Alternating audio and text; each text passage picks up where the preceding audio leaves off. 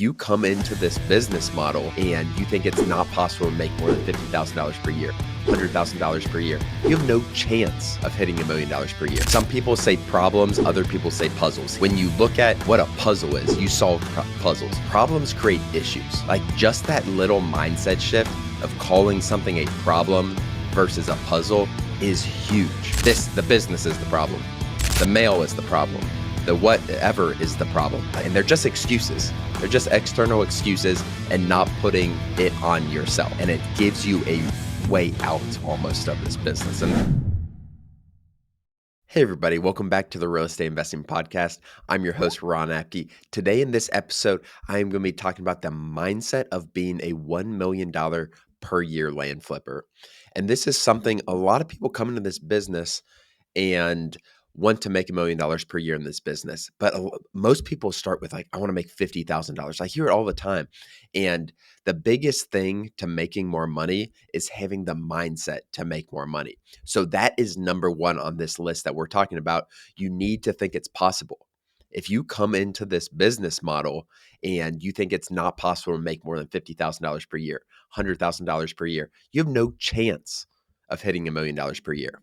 Our most successful people in our community are extremely growth mindset oriented. They always have kind of believed it can happen, and that's why they are making it happen.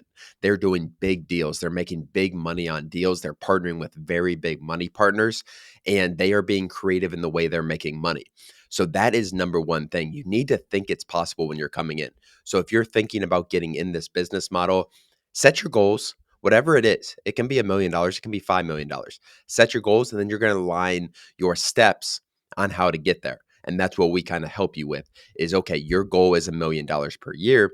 Let's break down what we actually need to do these first 6 months, these first 12 months to get there, maybe by 2025. If you come in right now it's almost March 2024. It's not impossible to make $1 million in 2024. Is it going to be hard work? Absolutely. Are you going to have to really grind? Yeah, for sure. But it is not an impossible thing to come into this business right now and make $1 million in 2024. And the reason being is because the size of the deals. Like you can make $50,000, $100,000 every single deal. It's a very real thing that a lot of people are doing. Maybe you won't have the volume of deals, but if you make $100,000 per deal, that's only 10 deals per year, less than a deal per month to hit that $1 million. So that is number one, that mindset of thinking it's possible. It sounds easy, but it's easier said than done without a doubt. Like for you to say I'm going to make $1 million this year.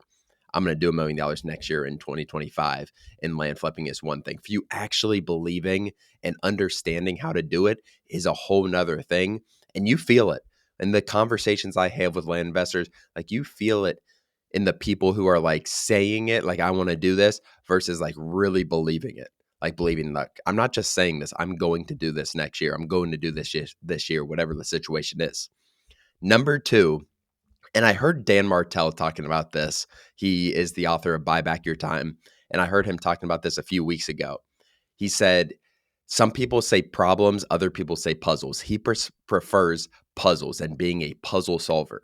When you look at what a puzzle is, you solve puzzles. Problems create issues. Just that little mindset shift of calling something a problem versus a puzzle is huge. Because just what problems, when you view them, if you tell someone on the outside, I have a problem, they're going to say it's an issue, it's hard to solve, it's going to create problems. When you say it's a puzzle, the way I look at puzzles, it's a challenge. It's something I'm going to solve. So that's what I've actually started changing in my mindset in the last 3 weeks, since I heard him say that, was just a little mindset shift.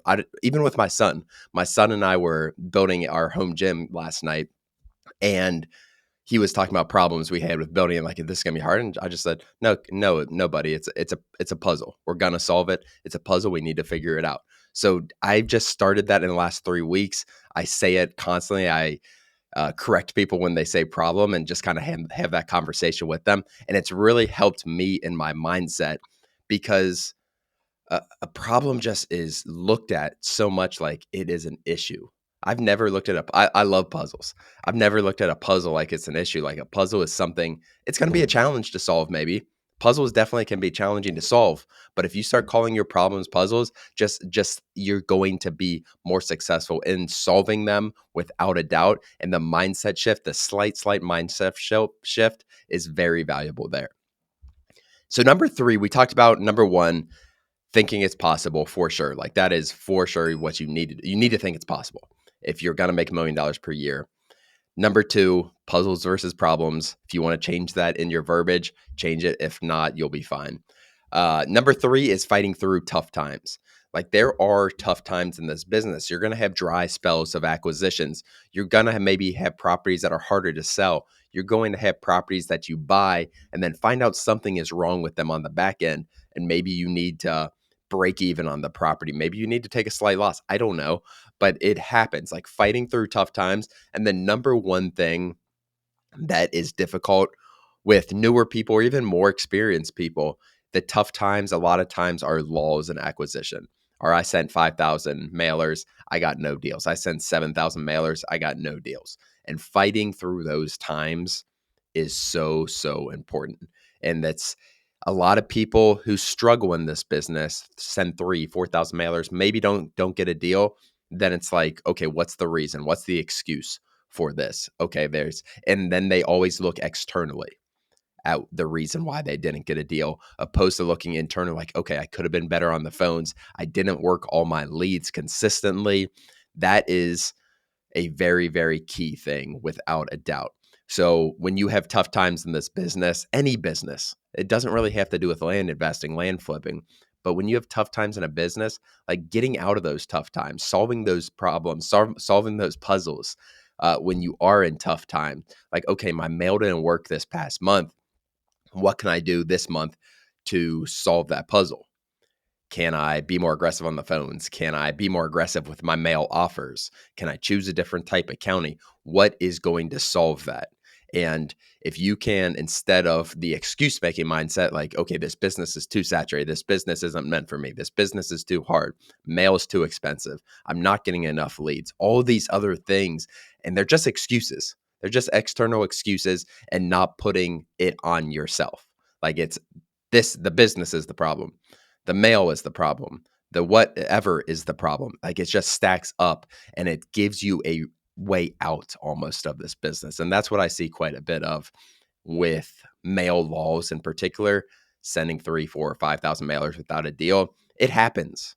Like it does happen at scale. Mail is extremely efficient. Mail gives you the best return on your investment. Mail makes you work the least, which is what I like the most. The reason we are so, I don't want to say biased because we're not biased towards mail. It's just the fact everything that we've tested. We have tested a lot of different acquisition strategies. Mail gives us the best ROI, not only on our money, but on our time. Like if I were, maybe I would get a better ROI on money if I were to start cold calling myself and just start cold calling. But then I'm out of time. I have no time to do anything else. And I'm just grinding on the phones. Mail does such a good job of weeding through uninterested sellers. So if I send 3,000 pieces of mail, I might get 20 to 25 calls. I might have 1 to 5 interested sellers, and I might get one deal. That's what the numbers look like at scale. And that's why that's why we like it so much, because I'm not on the phone with 300 people to get one deal. I'm on the phone with 10, 15 negotiating. And that's what gets us one deal. That's what makes us $25,000 per deal. And the numbers make sense. And it's very scalable because we can scale up from that 3,000 mailers to 6,000 to 9,000 to what we're doing now, whatever, anywhere between 20 to 30,000 mailers per month. So fighting through tough times, those slow laws of acquisition are really important without a doubt. And then number 4 kind of goes in with all of these others. It's consistency and a growth mindset. And when I say growth mindset, our best our best members of our community are in not every single one of our calls or live calls, but they are constantly trying to learn. And they're trying to learn from outside of us for sure, which I push everyone to do. Like we're not the only people that understand land investing. There's so many different niches within land investing. I don't want you to get distracted, but having that growth mindset that, okay, I'm flipping land. I'm making $25,000 of profit. Maybe there's some other niche within there. Maybe I can start getting entitlements where I can make 100,000. Maybe I can do major subdivisions that might take 2-3 years, but it can be $1 million profit, one deal. So those are like the people who have growth mindset who are continuing to refine their land investing skills and learn from their experience as they're sending mail, as they're talking to sellers. All these other things makes people $1 million a year is low for these people, honestly. Like doing only $1 million a year for these people who are continuing to learn. They're being consistent with their mail, their acquisition strategies, and then they are adding other strategies to their tool belt is the number one thing for people who scale up from $200,000 their first year to $2 million their second year. Other than that, guys, thank you so much for watching. If you have not already, hit the subscribe button below on our YouTube channel. It really helps. If you guys are listening on Spotify or Apple Podcasts, please leave us a review, share it with a friend, put it on your social media, and tag us. Other than that, thank you so much. We'll see you next time. As always, thank you for joining. Please do us a huge favor and like and subscribe our YouTube channel and share this with a friend. It really means the world to Ron and I, but more importantly, it could help change the life of someone else. Thanks for joining, and we'll see you next episode.